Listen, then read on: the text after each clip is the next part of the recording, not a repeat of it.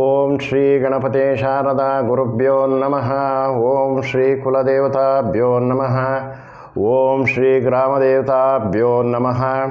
ಎಲ್ಲ ಆತ್ಮೀಯ ವೀಕ್ಷಕರಿಗೆ ಲಕ್ಷ್ಮೀನಾರಾಯಣ ಶಾಸ್ತ್ರಿ ಮಾಡುವ ನಮಸ್ಕಾರಗಳು. 2022ನೇ ಇಸವಿಯ ಮಾರ್ಚ್ ತಿಂಗಳಿನ ಮೀನ ರಾಶಿ ಫಲ ಈ ರೀತಿ ಇದೆ. ಅದರಲ್ಲಿ ಪೂರ್ವಭಾದ್ರ ನಕ್ಷತ್ರ 4ನೇ ಪಾದ, ಉತ್ತರಾಭಾದ್ರ ನಕ್ಷತ್ರ 4 ಪಾದಗಳು, ರೇವತಿ ನಕ್ಷತ್ರ 4 ಪಾದಗಳು, 9 ಪಾದ 3 ನಕ್ಷತ್ರ ಮೀನರಾಶಿಗೆ ಸೇರಿರುತ್ತೆ. ಮೀನರಾಶಿಗೆ ಭಾಳ ಚೆನ್ನಾಗಿದೆ.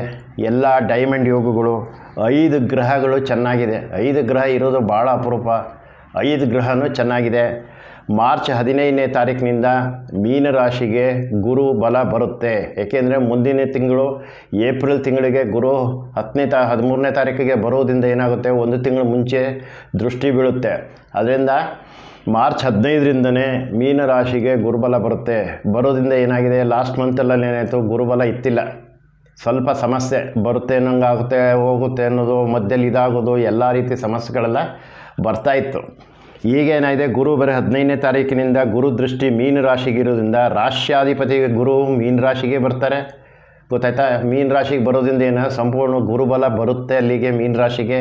ಈಗ ಗುರುಬಲ ಇಲ್ಲ. ಮಾರ್ಚ್ 15ರಿಂದ ಗುರುಬಲ ಬರುತ್ತೆ. ಆಮೇಲೆ ಈಗಿನ ಮೀನರಾಶಿ ಫಲ, ಲಾಭದಲ್ಲೇ ಶುಕ್ರ, ಲಾಭದಲ್ಲೇ ಕುಜ, ಲಾಭದಲ್ಲೇ ಶನೀಶ್ವರ, ಎಲ್ಲ ಲಾಭಸ್ಥಾನದಲ್ಲೇ ಇದ್ಬಿಟ್ಟಿದ್ದಾರೆ. ಕುಜ, ಶುಕ್ರ, ಶನೀಶ್ವರ ಎಲ್ಲ ಲಾಭದಲ್ಲಿರೋದ್ರಿಂದ ಮೀನರಾಶಿಗೆ ಭಾಳ ಚೆನ್ನಾಗಿದೆ.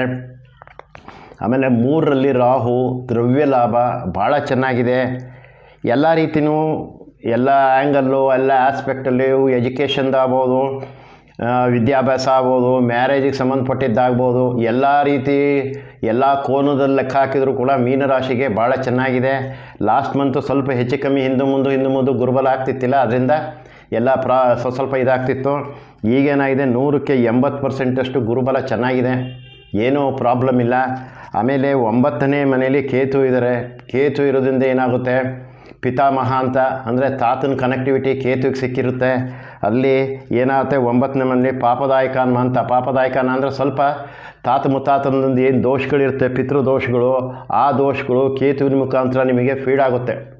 ಅದರಿಂದ ನೆಕ್ಸ್ಟು ಈಗ ಕೇತು ದೋಷದ್ದು, ಪಿತೃದೋಷದಕ್ಕೆ ವಿಡಿಯೋ ಇದೆ. ಆ ವಿಡಿಯೋದಲ್ಲೆಲ್ಲ ನೋಡಿ ಏನೇನು ಮಾಡಬೇಕು ಅನ್ನೋದು ಕಂಪ್ಲೀಟಾಗಿ ಹೇಳಿದ್ದೀನಿ. ಅದನ್ನು ಮಾಡಬೇಕು. ಅದನ್ನು ಮಾಡ್ತು ಅಂತಂದರೆ ಅದು ಒಳ್ಳೆಯದಾಗೋಗುತ್ತೆ. ಏಕೆಂದರೆ ಅದು ನಿಮ್ಮ ಫ್ಯಾಮಿಲಿ ಕನೆಕ್ಟಿವಿಟಿ, ತಂದೆ ಆಗ್ಬೋದು, ತಾತ ಆಗ್ಬೋದು, ಮುತ್ತಜ್ಜ ಆಗ್ಬೋದು, ಎಲ್ಲರೂ ಪಿತೃಗಳು ಬರುತ್ತೆ. ಪಿತೃದೋಷಗಳಲ್ಲಿ ಏನೇನು ಬರುತ್ತೆ ಅನ್ನೋದು ನಾನು ಕ್ಲಿಯರಾಗಿ ಹೇಳಿದ್ದೀನಿ. ಅದನ್ನು ನೀವು ಅದು ಮಾಡೋದ್ರಿಂದ 100ಕ್ಕೆ 100% ನಿಮಗೆ ಒಳ್ಳೆಯದಾಗುತ್ತೆ. ಯಾವುದೇ ರೀತಿಯೂ ಪ್ರಾಬ್ಲಮ್ ಇಲ್ಲ ಮೀನರಾಶಿಗೆ. ಇನ್ನು ಮುಂದೆ ಹೋದ ತಿಂಗಳಿಗಿಂತನೂ ಈ ತಿಂಗಳು ಭಾಳ ಚೆನ್ನಾಗಿದೆ. ಅದರಿಂದ ಏನೂ ಪ್ರಾಬ್ಲಮ್ ಇಲ್ಲ, ಎಲ್ಲ ಒಳ್ಳೆಯದಾಗುತ್ತೆ. ಹೇಳಿದ್ದು ರಾಶಿಫಲ ನಿಮಗೆ ಇಷ್ಟ ಆಯಿತು ಅಂತಂದರೆ ಲೈಕ್ ಮಾಡಿ, ಶೇರ್ ಮಾಡಿ, ಸಬ್ಸ್ಕ್ರೈಬ್ ಮಾಡಿ, ಬೆಲ್ ಬಟನ್ ಐಕನನ್ನು ಪ್ರೆಸ್ ಮಾಡಿ. ನಿಮ್ಮ ಅಭಿಪ್ರಾಯ ಅನಿಸಿಕೆಗಳನ್ನು ಕಮೆಂಟ್ ಬಾಕ್ಸಲ್ಲಿ ತಿಳಿಸಿ. ನಮಸ್ಕಾರ.